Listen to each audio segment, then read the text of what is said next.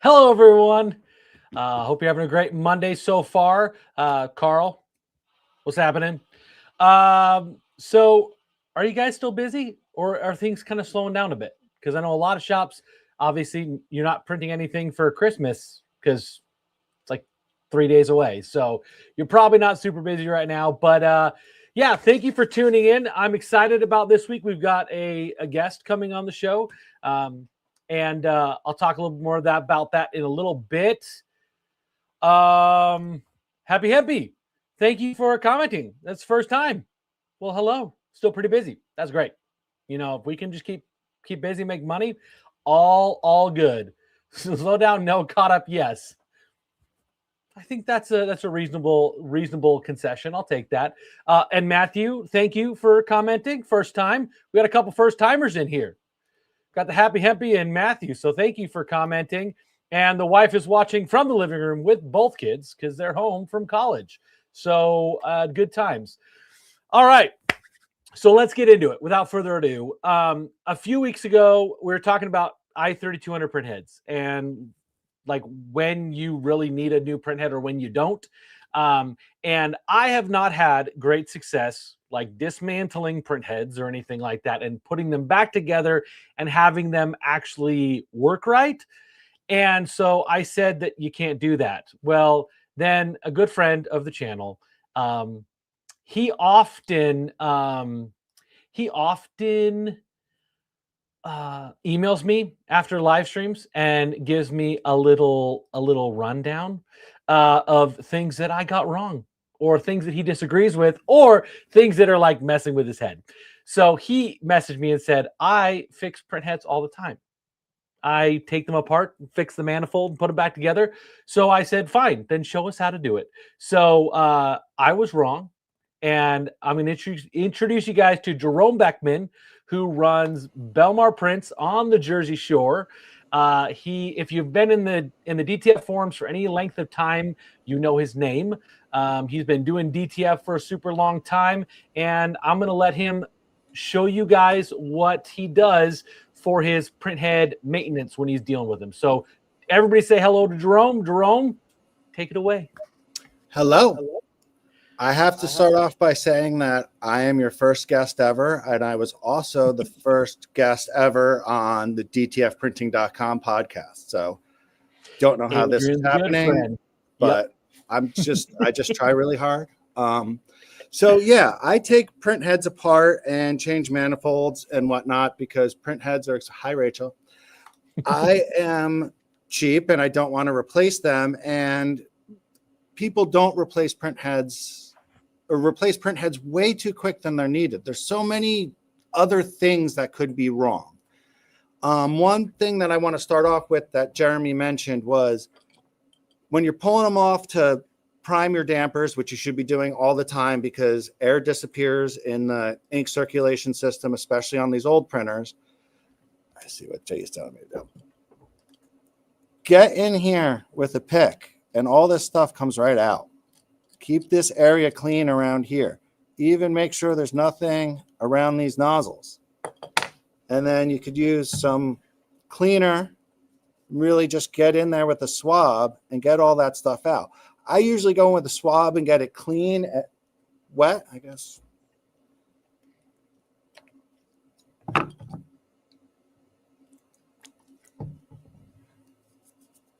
Really kind of, it'll foam up a little bit on you.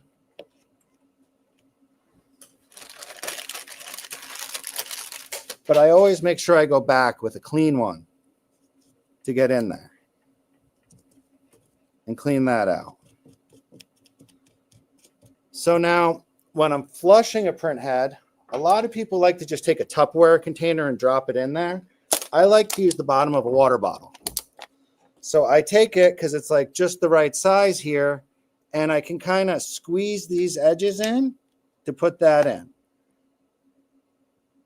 Another thing I wanted to show you guys was before I'm messing with this print head, I electrical taped over these to completely like just keep the moisture getting out of there. So this is one of those situations where you want to be neat and not rip it. Actually use a pair of scissors, cut that off I just barely put it over the edge here. And then I push all the way up. Like I'm trying to keep moisture out of there. So I'll push it in as tight as I can. Try and really get that on there. So then you put purple stuff in here. And I deform this a little bit so it's smaller than these two pins because I'm so paranoid about getting fluid in there that I kind of see how I got it. Yeah. Those things are completely to the side. So now I can come down in here and not be scared. Really let that thing soak for 15, 20 minutes, whatnot. I never use any of like the red stuff. I always just use purple. I always just let it. What is that purple stuff? I wasn't sure if you wanted me pimping Anthony Creek on your podcast, but it is. Well, people are going to want to know. So Anthony Creek. So this is a holdover from the DTG days. Why I was good at DTF was because I fixed a lot of broken DTG printers fighting through that. But Anthony Creek, DTG printer parts, or Creek cool. Enterprises, I think is his other website. Anthony, I want a free bottle. So now when I go to Prime, I don't use a big syringe. I always use a small one because the bigger one is going to put more pressure on the print head. So I don't know what this print head's going to do because it's out of the junkyard. You can see I swear most of these are out of used printers because I have a bad habit of buying used mongooses, but that's another story. So with this sitting on here, or I could pull it out. Like I said, this is probably.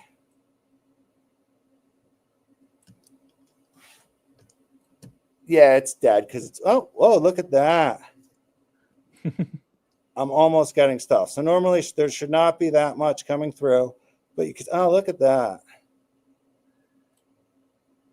And normally you would pull it till it's clean.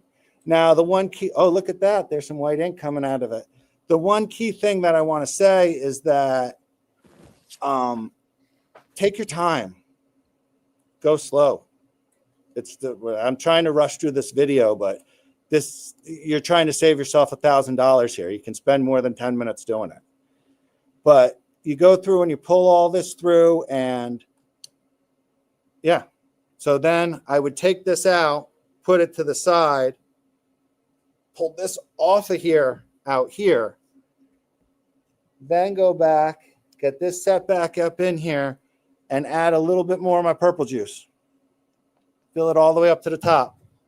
I don't need to let it sit again because I was supposed to let it sit 20 minutes before this. So this is what they call reverse waterfalling ahead. So I do this if I see there's some kind of obvious clog. Everybody asks how long print heads last. Epson says 6 months to a year. I got a print head back here that's almost 3 years old. I got one that's 2 years old that are totally fine. And that's because of what we're about to get to. And then I also have ones that blow up after 6 months, but that's just, it happens. Yeah, it does. It happens. But I always reverse after a print head. When you start, I run print in 20-foot runs. If I start feeling like I'm starting to see banding and my humidity is not right, which it almost ever, or my humidity is right, which it always is. I try anyway. I mean, you have to deal with the seasons here in New Jersey, but the first thing I do is dampers. I do dampers 3 months to 6 months. Usually somewhere in there, you'll start to see it slowing down. I run ink bank. If not, every 6 months, you just got to do them. It's like changing the oil in your car, man. You got to, if anything, you got to change the filter. And when changing the dampers, I'm still not getting the 20-foot run that I like. After I do dampers and my print head's a year old, year and a half old, that's when it's time to do the manifold, because I didn't take the time to break one of these up, but I'm told that there are little filters inside the manifold itself. And one other thing I'm going to say is don't buy the cheap Amazon manifolds. Get the good Epson ones from somewhere, because the Amazon ones, I've made them work, but the dampers don't sit in them right. And I love me some Amazon parts. Now, question. So the manifold is that whole top part of it? It's not just the rubber piece inside of it? Yes. So the manifold is this whole piece right here. I'm going to switch. Now I'm losing which one's which. Here, let's open one up that I haven't opened up. We talked about how to wet cap, which I want to, or whatever we're doing.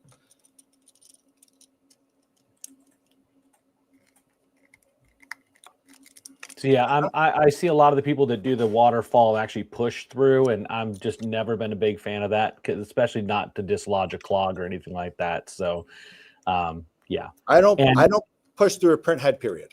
It's just not a good idea. That's not what we're trying to do.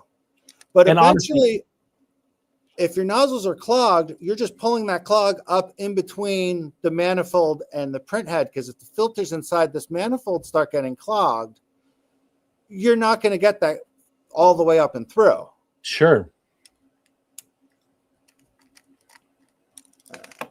Oh, so when I go to do this and take the screws out, I meant to mention this because you get so nervous while you have it apart.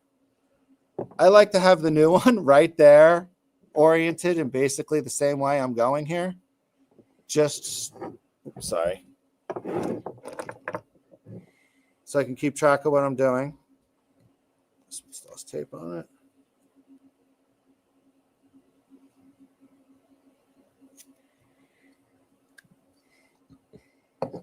Once I pull it apart, I'll put my print head here.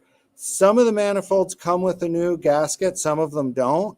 It so looks like the gasket goes the same way, and I'm convinced it doesn't.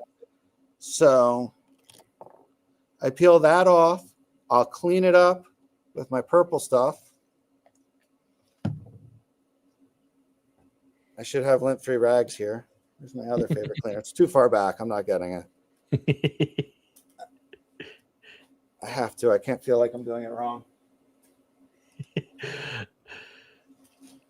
That's another thing. Like I go into plenty of shops that just don't have any spare parts or any like extra foam swabs or anything like that. Those are the things you guys just have available on hand. You don't need special ones. It's all off Amazon. The different size syringes, and you buy the tips and the swabs and everything else.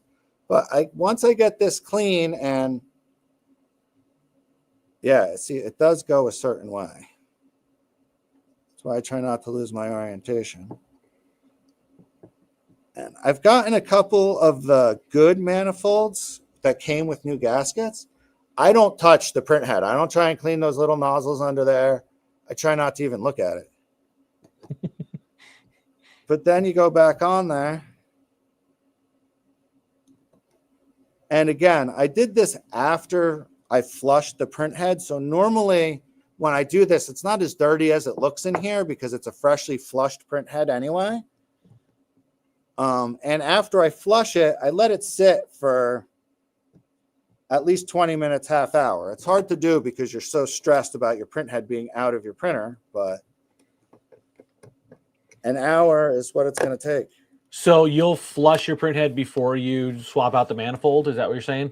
100%. And that's why I showed you how to do that first, is because I'm cleaning the part before I swap it out. Sure. You know what I mean? And yep. Well, like you said, if those clogs come up and get stuck in those filters of the manifold, you'd rather have it get stuck in the filters of the old manifold than the new one. Yeah. So, and yeah, I'm with you. Stay away from the circuit board on the inside. That's and the reason why I'm letting it sit for a half hour after I flush it is, again, that.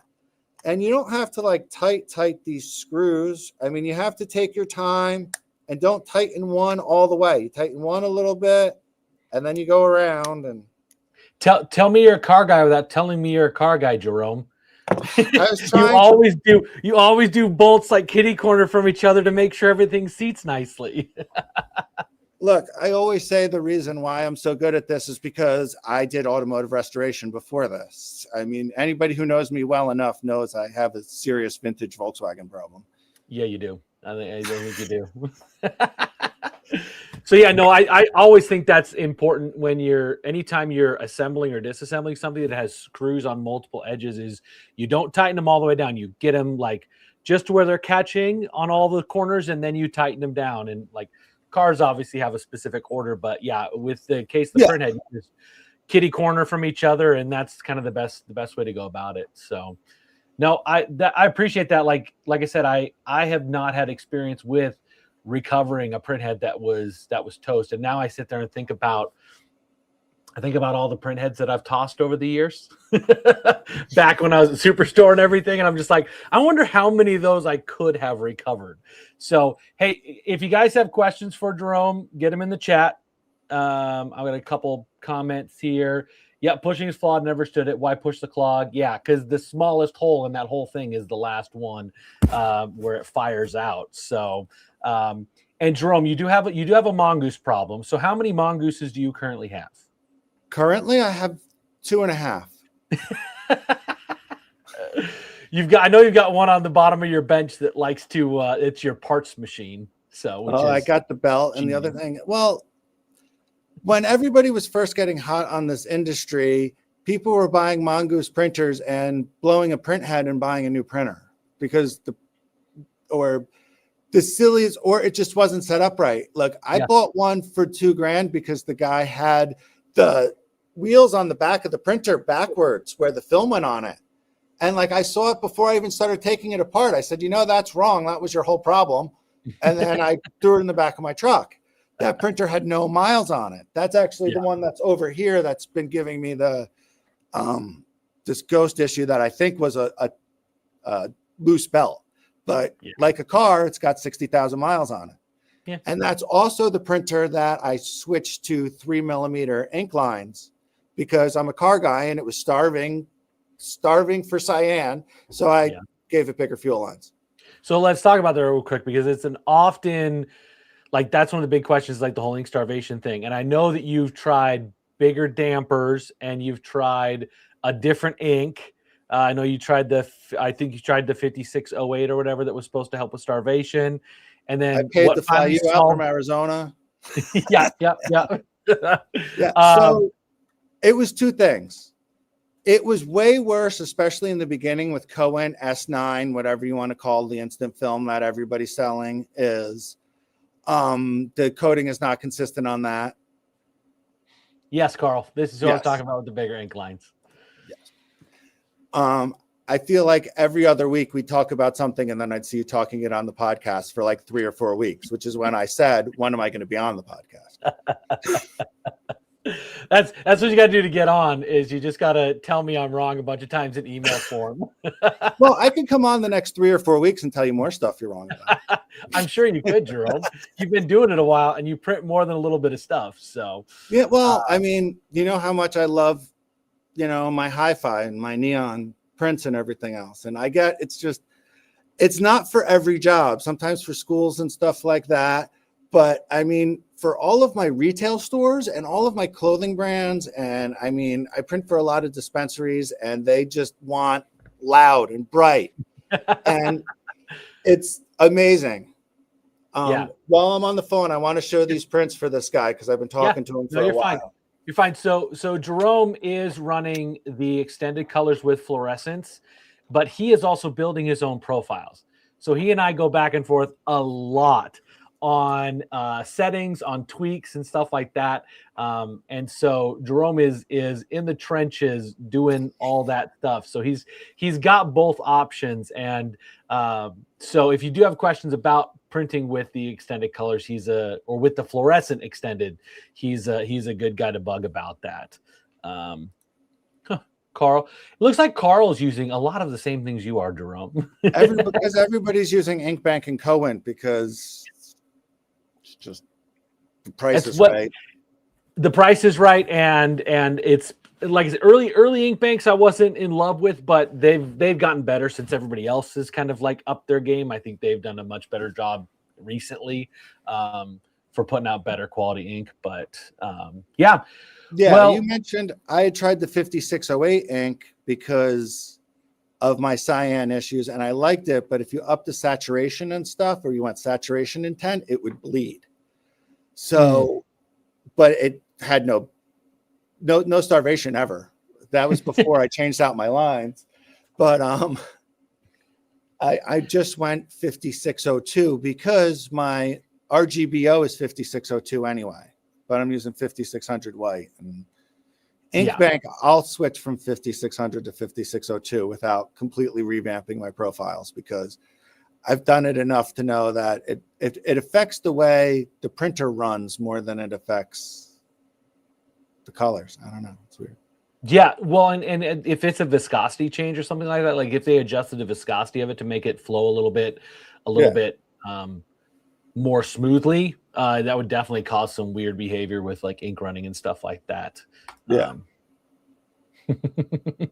Yes, Jerome thinks very similarly to me. It's probably one of the reasons we get along so well.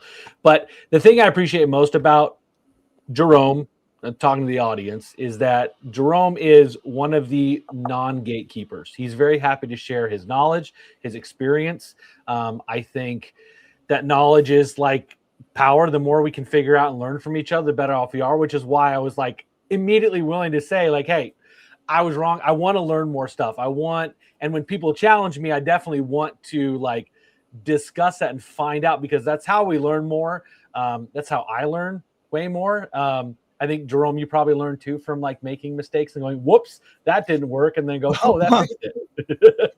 You learn more by mistake than you do by success, or by failure than success. And I've screwed a lot of things up. So I learned a lot over that period of time. And I mean, that's why one of the first things you said is people on the forums know my name, because that's how I learn all this stuff. And that's how I figured it all out. I mean, I ended up there because certain things like Racoma embroidery machines, or back in the day, Katana DTF, that was your technical support. That was your group, and that was everything. And, you know, there's still people from those groups that I talk to all the time, and even more that I sell DTF to because they gave up on DTG. But, yeah, I mean, that knowledge is fun. Like I said to somebody the other day, that everything I know is from Facebook, Google AI, and wasting a ton of material. I mean, so many different settings. The reason why I printed that stuff, I was here yesterday printing it because you said perceptual on Saturday, and you know I like absolute and go back and forth between saturation and relative, because these guys are still on relative, because that's how you set me up in July. I feel like the D50 relative on this is so 6 months ago. But well, the beauty of you building your own profiles is you have the capability to make some of those tweaks. Whereas like there are some tweaks that just can't really be done without doing a rescan. There's some tweaks. Obviously, the thing I like about Neo Stampa is being able to use the scan data and just make some adjustments with how the profile is kind of built at the end of it or whatever. But yeah, you have the ability to kind of go from the ground up and try something different, try something new. So, but let's see. Jonathan out in California gave up on DTG. It was just too slow, and pre-treating was an issue. Yeah. I have a big area of floor and closet in my retail store that's still gross, because no matter what we do, like, and we had the machine in there, not even like sprayed it in there, like just the machine being in there made there's glue on the floor and the walls. And so I don't miss weeding vinyl. You don't miss weeding vinyl? I could still do it. Nobody else knows how anymore. I know you sell DTF prints through Belmar Prints, but you also have a storefront, because where are you located? So I'm on the beach in Belmar, New Jersey. I've been here for 20 years. I started out as a cigar and magazine shop because that's what my family's business was. And there's a club a block down the way. Shout out to DJs. Anybody who knows Belmar might know that. And we used to be, you know, the closest cigarettes to the club. But I started selling T-shirts, and I couldn't find anything I liked quality-wise. So I started making my own, and it was 613 transfers and heat transfer. Well, it was F&M back then, but 613 transfers, heat transfer vinyl, and then DTG was huge for me. And I started doing custom stuff. And then, so when DTF existed, it was just a no-brainer. I used to buy screen printed transfers 300 at a time. And that's why gang sheets were just already in my head, because that's how the beach transfer game works on your, that they were 24 by 36 gang sheets for transfers back then. So even today, when you go and look at all the designs on my wall, we call them groups because it's like 6 or 7, because I just have it in my head. Those designs all get the same color because that's how we worked it. But DTF was just a no-brainer for me. It was like, oh my God, I can make my own transfers. I don't have to order them. It's only 20 grand for the machine. Now, what I didn't know is that meant, even though I didn't want to sell gang sheets, people were going to find me, because I resisted gang sheets forever. You know that. I just didn't want to do them. And then, because I didn't want to deal with the artwork. Luckily, websites like Kixel have made that a lot easier for me now. I don't have to do all it. It makes sure the artwork is good for me. But with transfers, you have to have a full-time operator. Like, it's killing me that it's 2 days before Christmas. I'm going to be here till 6 o'clock running these printers, because I have them all shut off right now, because I'm not the one taking the last minute orders. All the screen print shops around here that know I'm going to have their DTF in 24 hours is going to have it. But that was the other thing with DTF, is I didn't realize how local it was going to be. I thought everybody was still just going to buy from stalls or this or that. I didn't realize that how many customers I mail transfers to that are the shop's 10, 15 minutes away, 20 minutes away. It's cheaper to pay $10 flat rate shipping, but it's also, if there's something's wrong, they can drive here, or they can send, I get Ubers all the time picking up customer orders and stuff like that, because they need them next day.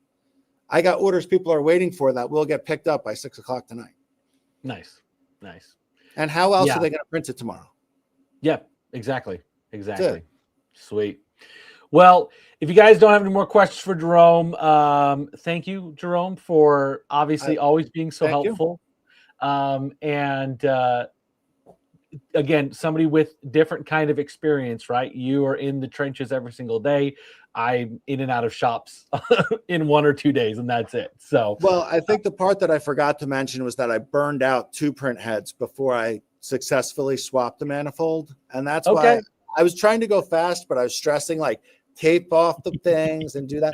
Oh, one other thing I wanted to mention is that everybody used to be obsessed with gluing their print heads in, and I do electrical tape over the top now, because things like manifolds and ribbon changes, it's a nightmare trying to pick this stuff out.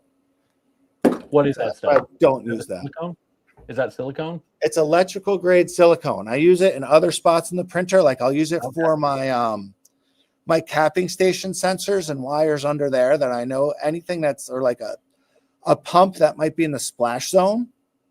It's electrical grade silicone, whatever part of the country. And then you're just using tape for the around the ribbon cables? Is that what you're doing? I use electrical tape, and I know this goes back to my automotive stuff. I get the good 3M stuff for this. Yeah.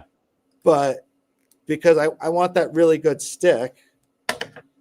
Yeah. Don't buy the 99-cent roll at Harbor Freight, guys. It's not going to seal up very good. I used to use 3M stuff for when I go this way. I don't have ribbon cables, but I go right across the top of the print head like that. Sure. But at the same time, anytime I'm popping my dampers out, I have a T-shirt completely wrapped sitting there like this, on top of the fact that it's taped. I mean, that's, Yeah, no, anytime I have one of these ready too, with a little thing, get in there, Yeah, anytime you're prepping to pull a damper or something like that, you should be having those ribbon cables protected and the machine shut off, because if something does leak in there, if the machine's not on, it won't fry. But as soon as you turn it on, it'll toast that print head real quick. Here's another super important thing, especially on older machines. Yeah, don't just turn it off. Unplug it, turn the breaker off, and then hit the button again. There's little capacitors in the main board and in the headboard. And those little capacitors will hold just a little bit of charge or whatnot. And it's almost so it turns off faster, or just that's what a capacitor's job is to do, is to hold that. But if you turn it off, unplug it, turn the breaker off, hit the off button again, and then hit it a second time, because otherwise you screw up and you plug it in with it on.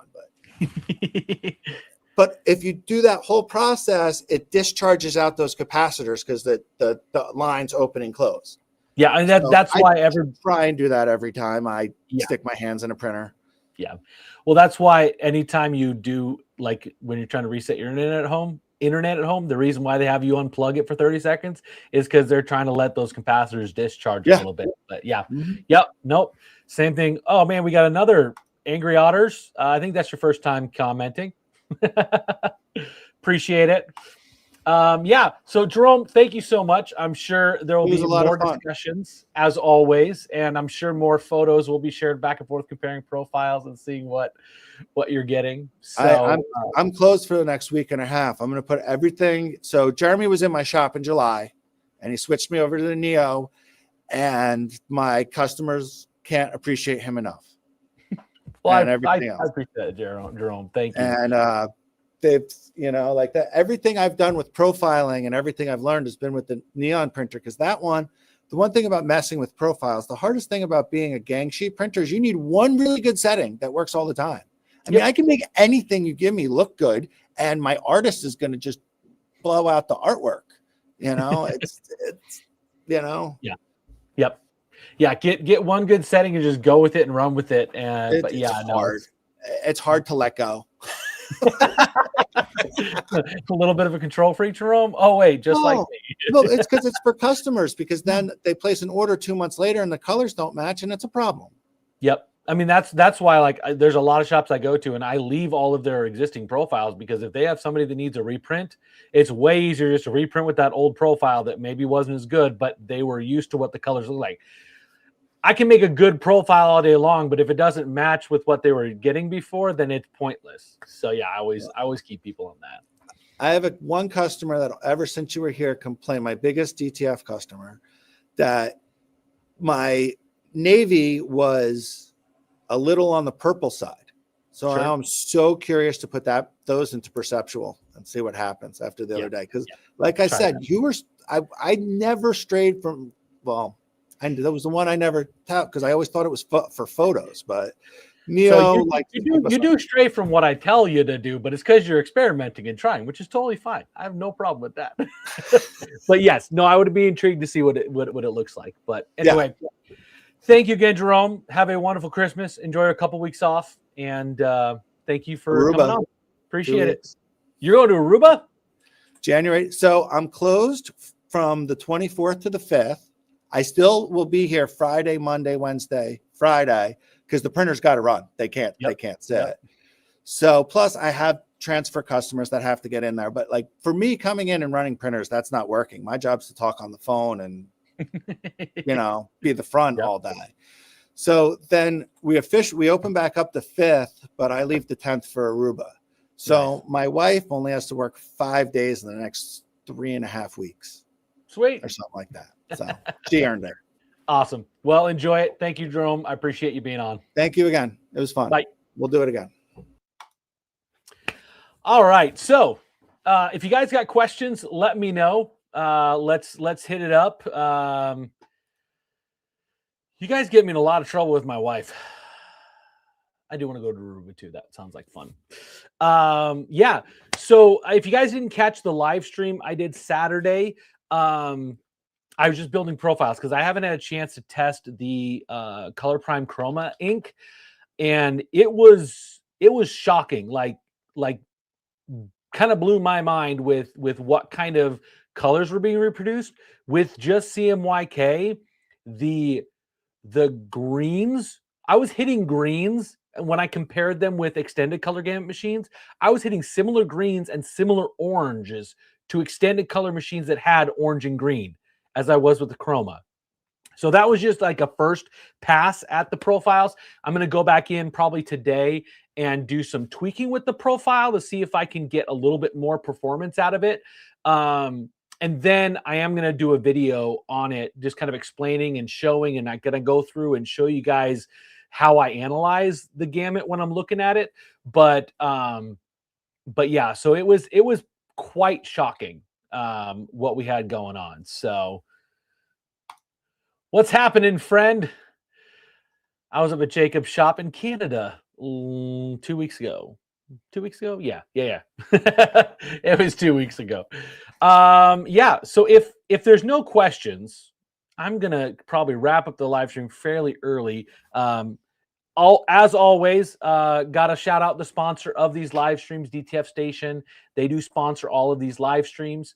They also manufacture that Color Prime ink that I'm so blown away by. I've always enjoyed the ink that I had before, but the new Chroma stuff is really behaving like surprisingly differently. So I'm excited to play with it a little bit more. But I always got to shout them out. They're a huge partner of this channel. They help support the content creation side of things so that we can make educational videos, so we can have people on, so that we can have these discussions. And so huge thanks to them. If you have questions about DTF Station equipment, or you want to try the Color Prime Chroma ink, you can reach out to any of their distributors. Just go to dtfstation.com and you can look up a dealer that's near you, kind of regardless of where you are. I know our folks in South Africa, struggling to find film and ink consumables. We got to work on that. But pretty much everywhere else you can get DTF Station products and equipment. So let's see. Chroma ink got a factory supplies next year. I guess I'm going to be flushing the printer. I have a video on how to do that. Surprising that video came out before I did it. Actually, I was switching it out to Chroma, so I wanted to share that. We do have a video on the YouTube on how to flush your system and not be concerned about chemical clogging from inks mixing and stuff like that. Coleman, just wait. There's probably some stuff coming that will have a longer shelf life. And I hope, I don't know if it's in the works yet, but I'm hoping that Color Prime can get like bags too. That would be sweet, because I can't imagine what we could do with like a Color Prime ink in a bag for a Mamaki. I think that would be pretty sweet, but I don't know. I don't know if that'll happen. There are some other options out there. You can reach out to me on the side. They generally, the ones I have tested, though I'm not for sure if I'm going to sell them or not yet, but the ones I have tested, other manufacturers of Mamaki ink, they behave very similar to the Mamaki ink. It wasn't like an impressive like difference in color, but it was a longer shelf life. And I know the shelf life's a big thing, because when they manufacture a 6-month shelf life and then it gets to the distributor and then it gets to you, you're right. You've got like 2 months left before it's like kaput. Okay, Julio, thank you. Thank you for asking that. So nobody has ever heard of an alignment issue with CADLink, like where it's like CADLink causes a misalignment. I can't find anybody that has had that issue and been able to diagnose it as being that directly. However, I want to show you something. In Digital Factory, let me remove that from my face. In Digital Factory, there is an option. If I double click on the print mode and you go to color layer, layer profile, there are some shifts here that you can make. Ultimately, these should probably be zeroed out, but look and see if yours are not zeroed out. So literally just, so to get to this particular screen, go to devices, manage print modes, and then double click on the print mode you're using and go to color layer, layer profile, and see if any of those are shifted. That's the only thing I can come up with that might cause your alignment to be a little funky. Ultimately, I don't know of any other reason why using CADLink would cause, or Digital Factory would cause the alignment to be off. And I also have not run across anybody else who's seen that. And I've been asking a few folks. So I hope you get to the bottom of it, Julio. And I hope that maybe you open it up and it's like, oh, the X and Y are shifted on that for some reason. So give that a try and see what that does. Let me make sure there were no other questions that I missed earlier in the chat as we were going. Greg from Belize, good morning. Let's see. I think that's it for now. All right. So Christmas, just a couple days away. I love Christmas. It's like, this is literally my favorite time of year. If you guys see, there's some lovely toys back here. I'm testing 6 different hygrometers, or humidimeters, as I like to call them. And I'll show you guys. This is actually kind of interesting. So these ones say 45, 46, 45. These ones say about 49. This last one here, that one right there, that does not have a screen on it, but it is the most scientifically accurate one of them. So I'm kind of using that one as a benchmark for the rest of them, because I'm trying to find a good solution for you guys that has an accurate humidity reading. Almost all of them are pretty accurate from a temperature standpoint, but from a humidity standpoint, wide changes. Now, what I will tell you is the ones up there, the cheap ones that are up on the printer itself, those don't respond quickly. Like now they're kind of similar, but earlier when it was, my humidity was actually like 39%, I turned on my humidifier, and these ones went up to like 55 pretty quickly, and those were still showing 30 something. So these are not as responsive. Now this one, and mirror my hand, this one are actually recording the data. So I actually have like a track of the temperature and the humidity in here. And I'm also trying out a couple of different humidifiers. I have always been a big fan and proponent of the evaporative cooler style of humidifiers, but I also picked up another one to test that one as well to see if it's good for humidifying a whole room.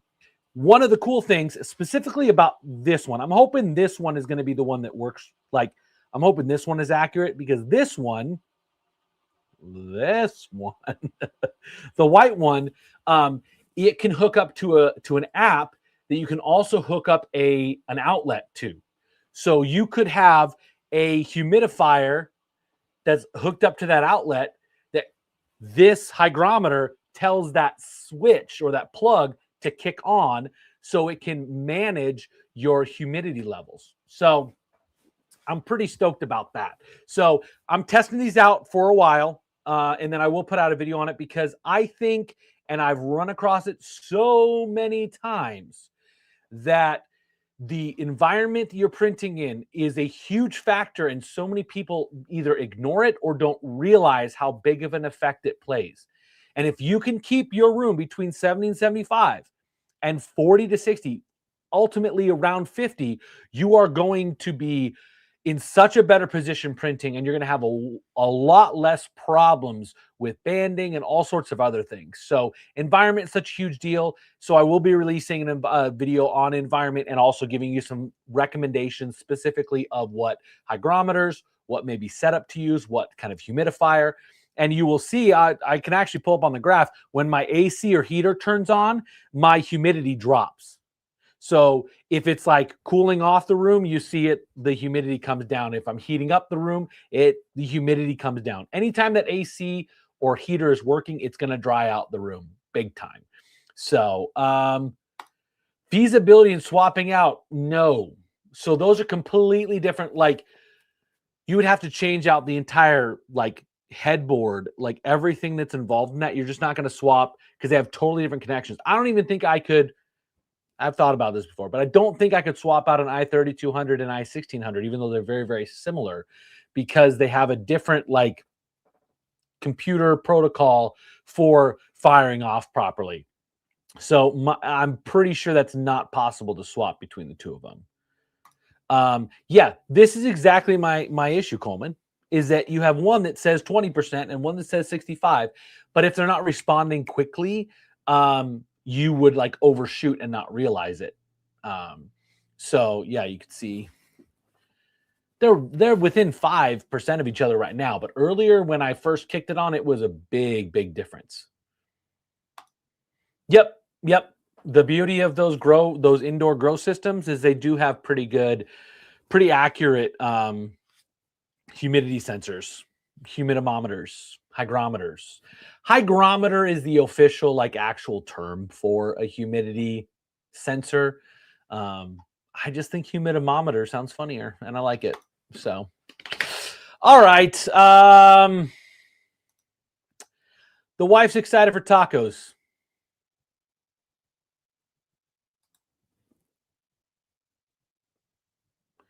With no issues, Boyan? Like it's just a direct swap? Doesn't confuse the printer at all? We might have to talk. Anyway, wife's excited about tacos. I'm excited about tacos too. I love tacos. And I make tacos. So Christmas Eve, I'm making tacos at the house. And I make everything from scratch. And when I say everything, I mean everything. I make my tortillas from scratch. I make my marinades from my meat from scratch. I make my Spanish rice from scratch. I make my pico de gallo and my guacamole from scratch. There is no pre-made taco stuff in the Pales household. We're serious about tacos. Very serious about tacos. What are tacos for life? I question tacos anywhere but Arizona, honestly. Not to say they're not good, or Texas. Basically, anything close to the Mexico border is about the only place I want to go get tacos. So I usually don't get Mexican food when I'm in other cities or states. However, there was a Mexican place that looked pretty good when I was in Calgary. Now, it looked authentic. I didn't go there because I was tired. It was late. But it looked impressive. All right, Boyan, we're going to have some discussions. Because I've considered trying an i3200 in this machine, but I didn't want to break it. We'll see what happens. Kevin, hello. All right. Yeah, I will be on next Monday. So we're not going to miss a live stream. I think the only Monday coming up that I might miss a live stream is the second week of January. I got a pretty big East Coast swing happening in January. I'm going to be gone for like 12 or 13 days, all on the East Coast. And then impressions. Let's not forget. You know what? If you want to tune in for the beach, tune in for the beach. But also, enjoy the freaking beach, man. Love the beach. Love scuba diving. Love snorkeling. If you haven't seen, I did last week release my wetsuit video. I did DTF on a wetsuit, and it did work, and it looked amazing. So, and it worked in the ocean too. I scuba dived with it. Yeah. So I will be here the next few Mondays. If you guys are coming to Impressions, I will be there. If you, thank you, sir. You're Dino, right? I get so confused with names. You guys have all these like beautiful little handles, and I never know what your names are. Sometimes I remember, but I think you're Dino.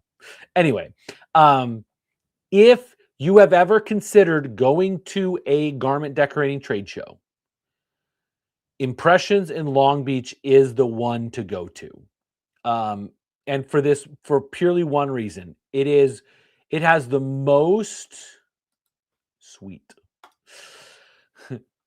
I believe you've also been talking to Jerome Beckman, who was just on. I think you guys kibitz a little bit.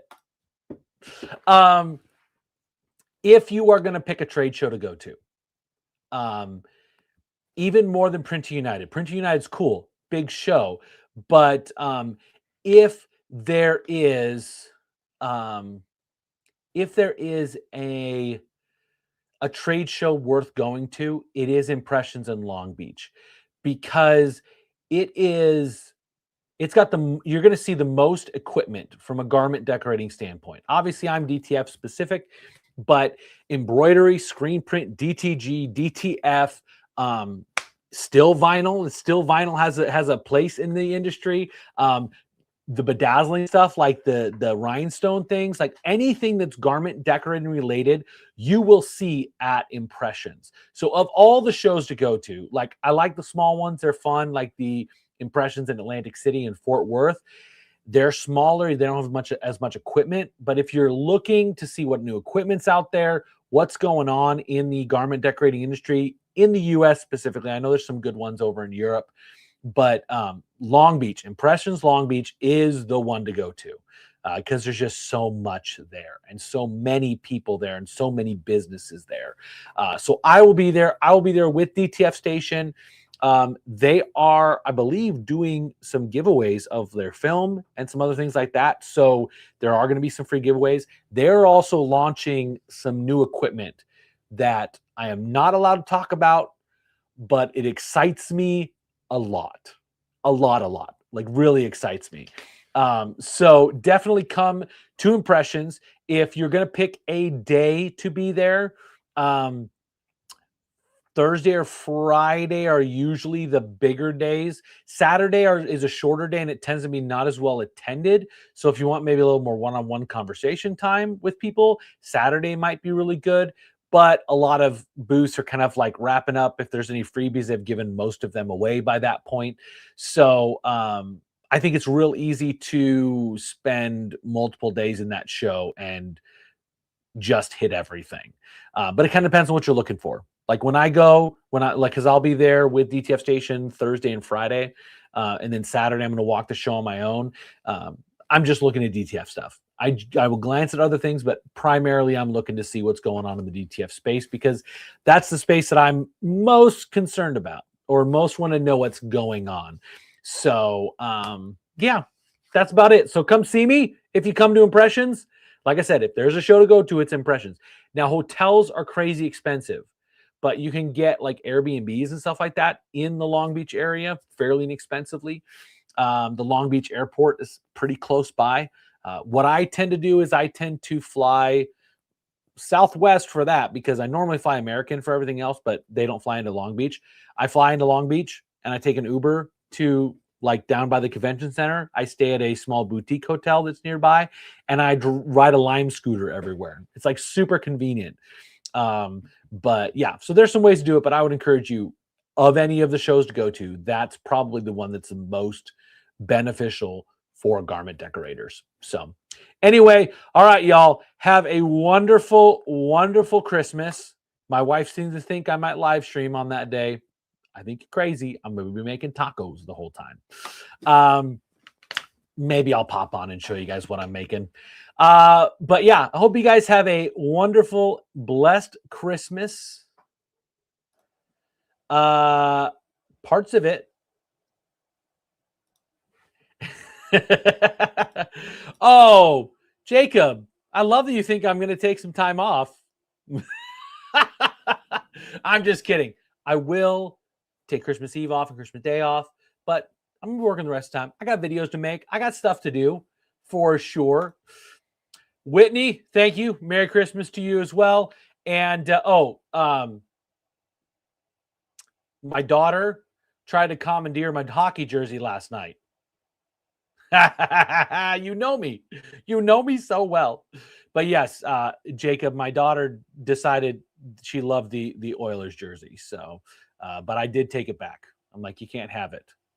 Plus, she'd get in trouble. She goes to school in Minnesota. I think the Wild, and yeah, probably not the best place for her to be an Oilers fan. Anyway, appreciate you guys so much. Merry Christmas. Have a wonderful week. I will see you guys next Monday for another wonderful live stream. We'll have some fun, some shenanigans. I don't know what we'll do, but I appreciate you guys all so much. Have a great rest of your week and Christmas. Bye, guys.